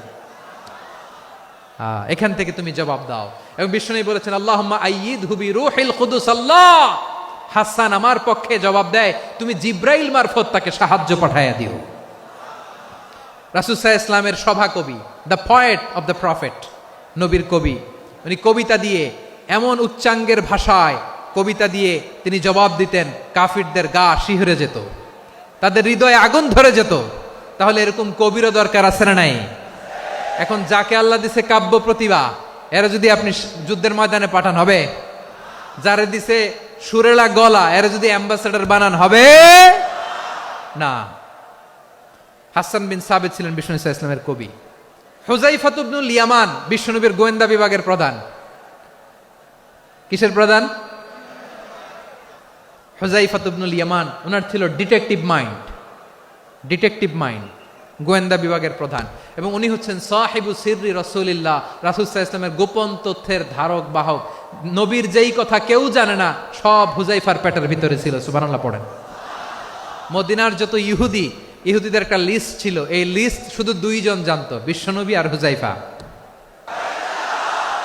গোয়েন্দা বিভাগের হেড ছিল। খন্দকের যুদ্ধে প্রচন্ড আজকের মতো শৈত্য প্রবাহ, মাটি খনন করতে করতে সাহাবীদের পেটে ক্ষুধা নাই, দাঁড়াইতে পারে না নামাজের জন্য, এত ক্লান্ত, ক্ষুধা, ক্লান্ত, শ্রান্ত। বিশ্বনবী বললেন, কে আছো? এই কঠিন শীত, এই ভয় আর ক্ষুধার মধ্যেও খন্দকের পরীক্ষার টপকে শত্রু শিবিরে যে আমাকে তথ্য দিবা, কে আছো? কারো গায়ে শক্তিই নাই যে দাঁড়াবে, কেউ দাঁড়ায় না। বিশ্বনবী তখন নিজে হুযায়ফাকে ডাক দিলেন, হুযায়ফা, যে আমাকে আজকে শত্রু শিবিরের তথ্য এনে দিবে, সে জান্নাতে আমার মোরাফাকা, আমার সঙ্গী হবে। হুযায়ফা রাদিয়াল্লাহু ইবনুল ইয়ামান জীবনের ঝুঁকি নিয়ে এই ক্ষুধা, শৈত্য প্রবাহ, কোল্ড ওয়েভসকে উপেক্ষা করে পরীক্ষা টপকে শত্রু শিবিরে যে সবার কথাগুলো চুপে চুপে শুনে বিশ্বনবীর দরবারে এসে গোয়েন্দাদের মতো তথ্য সরবরাহ করেছে। বিশ্বনবীর গোয়েন্দা বিভাগের প্রধান হুযায়ফা ইবনুল ইয়ামান ইন্টেলিজেন্স বিভাগ চালাতেন। মুনাফিকদের নাম ওনার কাছে ছিল। মুআয ইবনে জাবাল মদিনা রাষ্ট্রের সবচেয়ে সিনিয়র আমলা ছিলেন। আমলাতন্ত্র চিনেন তো? প্রশাসনিক কাজ যারা চালায়, অ্যাডমিনিস্ট্রেশন বুঝেন না? The department of administration. মদিনার রাষ্ট্রের সিনিয়র আমলা মুআয ইবনে জাবাল মুতাখাসসিসুন ফিল হালাল ওয়াল হারাম, হালাল হারামের স্পেশালিস্ট ছিলেন। বিশ্বনবী উনাকে ইয়ামানের গভর্নর করে পাঠাইছেন। বলেছেন, ইন্নাকা তা'তি কওমান আহলা কিতাব, এমন গোষ্ঠীর কাছে যাবা এরা ইহুদি নাসারা, আগে শাহাদা পড়লে এরপরে নামাজের দাওয়াত দিও, নামাজ পড়লে যাকাতের দাওয়াত দিও। গভর্নরের অ্যাটিটিউড যেমন থাকে তেমন অ্যাটিটিউড ধরে রেখো। সুবহানাল্লাহ পড়েন। তাহলে মুআয ইবনে জাবালকে দিয়ে বিশ্বনবী কবিতা লেখায় নাই, চিঠি লেখায় নাই, আজান দেওয়ায় নাই। সুবহানাল্লাহ পড়বেন না? সব শেষ সাহাবী বলি আবু হুরায়রা রাদিয়াল্লাহু তাআলা আনহু, বিড়ালের বাবা, কি করতেন? খালি হাদিস মুখস্থ করতেন। উনি বলতেন, আলজামু রাসূলুল্লাহ আলা মিল ইবাতনি, আমার শুধু পেটের ক্ষুধার বন্দোবস্ত হইলে আমি নবীর সঙ্গ ছাড়তাম না। আমার আনসার সাহাবারা ক্ষেত খামারের কাজ করত, আমার মুহাজির সাহাবারা ব্যবসা করত, আর আমি নবীর সাথে সাথে থাকতাম। শুধু সকাল বিকাল 2 বেলা যদি আমার খাবারের বন্দোবস্ত হয়, আমি আর নবীর লক ছাড়ি না। সুবহানাল্লাহ কইবেন না? 5374টা হাদিস তিনি বর্ণনা করেছেন। সবচেয়ে বেশি হাদিস বর্ণনাকারী সাহাবী। হাদিস প্রিজার্ভেশনের কাজে বিশ্বনবী ওনাকে কাজে লাগিয়েছেন। উনি একদিন বলেন, ইয়া রাসূলুল্লাহ আসমাউ মিনকা কাসীরান ফালা আহফাজু। নবী অনেক কথা শুনি, আমার মনে থাকে না। বিষ্ণু বললেন, তাই? উবসুত রিদাক, তোমার চাদরটা বিছাও। আবু হুরায়রা বিছালেন, বিশ্বনবী হাত বুলায় দিলেন, এরপরে অনেক হাদিস বর্ণনা করলেন। আবু হুরায়রা বলে, তারপর থেকে বিশ্বনবী যাই বর্ণনা করে আমি শুনি আর একটাও বলি না। এখন সুবহানাল্লাহ। বিশ্বনবী ওনাকে হাদিস প্রিজার্ভেশন, নবীর এই যে লক্ষ্য হাদিস প্রিজার্ভেশনের এই দায়িত্ব দিয়েছেন সাইয়েদনা আবু হুরায়রা রাদিয়াল্লাহু তাআলা আনহুকে। প্রিয় ভাইরা, তাহলে 10 জন সাহাবীর কথা যে বললাম, আপনারা কি খেয়াল করেছেন কত বড় ট্যালেন্ট হান্টার, চৌকস ট্যালেন্ট হান্টার ছিল আমার নবী। এক একজনের এক এক ট্যালেন্ট এক এক কাজে অ্যাসাইন করেছেন, এক একজনকে এক এক দায়িত্ব দিয়েছেন, এক একজনের প্রতিভাকে এক একভাবে বিকশিত হওয়ার সুযোগ দিয়েছেন। আওয়াজ করে বলেন ঠিক কি না? এখন আমার পর্দার আড়ালে আমার মায়েরা বলবে, এতগুলো পুরুষ সাহাবীর কথা বললো, নারী সাহাবীরা কি কিছু করে নাই? হ্যাঁ, একজন নারী সাহাবীর কথা বলে মোনাজাত হবে, দোয়া ছাড়া কেউ যাব না। রুফাইদা আল আসলামিয়া রাদিয়াল্লাহু তাআলা আনহা, ওনার বাবার নাম সাআদ আল আসলামি। বিশ্বনবী কি খেয়াল করলেন দেখেন, সাআদ ছিল মদিনার বড় ডাক্তার। এই নারী সাহাবী রুফাইদা বাবার কাছ থেকে চিকিৎসা বিদ্যা শিখেছেন। যখন শিখছে, বিশ্বনবী দেখলেন আমার তো প্রতি সপ্তাহে সপ্তাহে যুদ্ধে আহত সাহাবীদের সেবা দিবে কে? বিশ্বনবী রুফাইদাকে বললেন, রুফাইদা তুমি মসজিদে নববীর পাশে একটা মেডিকেল ক্যাম্প করো। এই যে সাকিনা আদ্দিন মেডিকেলের আমার ছাত্রী বন্ধুরা, শুনে রাখো, তোমাদের আইকন হচ্ছে এই রুফাইদা আল আসলামিয়া। বিশ্বনবীর ডিরেকশন অনুযায়ী তিনি মসজিদে নববীর পাশে একটা মেডিকেল ক্যাম্প করলেন এবং আহত সাহাবাদের চিকিৎসা উনি ওনার টিম নিয়ে দিতেন। বিশ্বনবীর পরামর্শে উনি আনসারি এবং মুহাজির মহিলা সাহাবীদেরকে নিয়ে একটা স্পেশাল মেডিকেল টিম গঠন করলেন। খায়বার যুদ্ধে 7ম হিজরিতে যখন বিশ্বনবী যায়, উনি ওনার টিম নিয়ে আসলেন, বললেন, ইয়া রাসূলুল্লাহ, আমরা তো তলোয়ার চালাতে পারি না, আমরা তো তীর মারতে পারি না, আপনি যদি অনুমতি দেন খায়বার অভিযানে আমি আমার টিম নিয়ে মেডিকেল টিমের সেবাটা সার্ভিসটা দিতে চাই। পড়েন সুবহানাল্লাহ। বিশ্বনবী অনুমতি দিলেন, যোদ্ধা সাহাবীদের সাথে রুফাইদা আল আসলামিয়া উনিও মেডিকেল টিম নিয়ে অগ্রসর হলেন। খায়বারের প্রতিটা আহত ইনজুর্ড সাহাবী যারা ইনজুরির শিকার হয়েছেন, সবাই রুফাইদা আল আসলামিয়ার এই মেডিকেল ক্যাম্প থেকে চিকিৎসা সহায়তা পেয়েছেন। সুবহানাল্লাহ পড়েন। দেখেন কিভাবে বিশ্বনবী ট্যালেন্ট বাছাই করতেন। আপনি অবাক হবেন, বাহরাইনের মেডিকেল ইউনিভার্সিটিতে রুফাইদা আল আসলামিয়া মেডিকেল প্রাইজ অ্যাওয়ার্ড প্রতি বছর দেয়া হয়। যদি 8 দিনের এই মেডিকেল, আমার বোনেরা যদি জেনে থাকো জানো, না হলে নতুন করে জানো, সার্চ দিও, রুফাইদা আল আসলামিয়া মেডিকেল অ্যাওয়ার্ড বাহরাইনের ইউনিভার্সিটিতে দেয়া হয়। প্রিয় ভাইয়েরা, তাহলে আলোচনার সামারি আমরা করি। বিশ্বনবী যেভাবে হিউম্যান রিসোর্সকে ম্যানেজ করেছেন, যার যেখানে প্রতিভা কাজে লাগিয়েছেন, আমরাও যদি করি আমাদের বাংলাদেশের চিত্র আমরা পাল্টে যেতে পারবো। আমরা শুরুতে শুনেছি মানুষের আছে অসীম সম্ভাবনা, প্রতিটা মানুষ অনন্য, যত্ন নিলে, যথাযথ পরিচর্যা করলে মানুষ বিশ্ব জয় করতে পারে, ঠিক কিনা? আমাদের হাফেজে কোরআনের সামনে দাঁড়াতে পারে এমন কোনো হাফেজে কোরআন আল্লাহর জমিনে জন্ম হয় নাই। গোটা বিশ্ব কাঁপিয়ে তারা সেরা, আমাদের ক্রিকেটাররা সেরা, আমাদের তৈরি পোশাক শিল্প সেরা, এরকম অনেক অনেক সেরা জিনিস আছে, আমরা এগুলোরে নার্চারিং করতে পারি নাই, পরিচর্যা করতে পারি নাই, সঠিক তারবিয়াতের অভাব। তাহলে মানুষের অসীম সম্ভাবনাকে কাজে লাগাতে হবে, ঠিক কিনা বলেন? ইউনুস গভর্নমেন্টকে আমি বলবো, অল্প সময়ের জন্য আপনারা এসেছেন, সংস্কারও করতে হবে, আবার নির্বাচনও করতে হবে। সব সংস্কার হতে করতে পারবেন না, যতটুকু পারবেন এর মধ্যে আমাদের যে হিউজ ম্যান পাওয়ার, আমাদের যে মানব সম্পদ, হিউম্যান রিসোর্স, এটাকে ডেভেলপ করে আপনাদের যেতে হবে। যেটা পারবেন না সেটাকে পরবর্তী নির্বাচিত গভর্নমেন্টের কাছে রেখে যেতে হবে, যে তারা যেন করে, তাদের কাছে আপনারা এটা রেখে যাবেন। তাহলে মানুষ চাইলে বিশ্ব জয় করতে পারে, আর মানুষকে হারাতে পারে কেউ? আল্লাহ আমাদেরকে জনসংখ্যা দিয়েছেন প্রিয় ভাইয়েরা, এই জনসংখ্যা অনেক বড় সম্পদ, এটা আমাদের জন্য অভিশাপ নয়, আশীর্বাদ। আমাদের জনসংখ্যাকে যদি আমরা জনশক্তিতে রূপান্তর করতে পারি, আজকে বাংলাদেশ যে অবস্থানে দাঁড়িয়ে আছে, বাংলাদেশ তার 20 গুণ উন্নতির শিখরে চলে যাবে। চিল্লায় বলো ঠিক কিনা? আমাদের শ্রমিক ভাইয়েরা বাইরে কাজ করে, আমাদের শ্রমজীবী ভাইয়েরা, প্রবাসীরা, তাদের ব্যাপারে গুরুত্ব দিতে হবে। আমাদের শ্রমের দাম সবচেয়ে কম, সবচেয়ে কম। তারা এম্বাসিতে গুরুত্ব পায় না, এয়ারপোর্টে গুরুত্ব পায় না। এই সরকার অবশ্য তাদেরকে অনেক গুরুত্ব দিচ্ছে। আমাদের অদক্ষ শ্রমিককে যখন আমরা দুবাই পাঠাই, অল্প বেতন পায়, কিন্তু ইন্ডিয়ানরা দক্ষ শ্রমিক পাঠাইলে তার 3 গুণ বেতন পায়। আমরা আমাদের শ্রমিকদেরকে অদক্ষ ভাবে আর পাঠাতে চাই না, দক্ষ শ্রমিক পাঠিয়ে আমরা রেমিটেন্সের বন্যা বইয়ে দেব। তাদেরকে সবচেয়ে গুরুত্ব দিতে হবে। আমরা পেয়েছি ফ্রিডম ফাইটার, মুক্তিযোদ্ধা, আর আমার প্রবাসী ভাইরা হচ্ছে রেমিটেন্স ফাইটার। জোরে বলো ঠিক কিনা? তাহলে আমাদের এই জনশক্তিকে জনসম্পদে ট্রান্সফর্ম করতে হবে। সরকার জনগণকে এভাবে পলিশ করতে হবে। মা বাবারা ছেলে মেয়েদের মধ্যে কার কোন যোগ্যতা তাকে ওইভাবে কাজে লাগাতে হবে। সবার A+ পাওয়ার কোনো দরকার নাই। আমাদের দেশে একটা টেন্ডেন্সি আছে, পরীক্ষায় A+ না পাইলে কই তুই কি করলি, পাশের বাড়ির ছেলে A+ পাইছে, যা ওর পা ধোয়া পানি খা। খাওয়া নাই, এগুলার খাওয়া নাই। ওরে আল্লাহ A+ পাওয়ার জন্য বানাইছে, আর আপনার ছেলেকে এই A+ গুলারে নিয়ন্ত্রণ করার জন্য আল্লাহ বানাইছে। ওকে দিয়ে আল্লাহ কি করবে আপনি জানেনই না। একটা A+, একটা A গ্রেড একটা মানুষের জীবনকে ঠিক করে দিতে পারে না। আপনার ছেলেকে আল্লাহ অন্যদিকে যোগ্যতা দিয়েছে। ওদের মনোবল ভাঙবেন না, খবরদার। যাকে দিয়ে যেটা হবে তাকে দিয়ে সেটা করতে হবে, তার প্রতিভাকে সেভাবে কাজে লাগাতে হবে। তাহলে আমাদের এই জনসংখ্যা জনসম্পদে রূপান্তরিত হবে।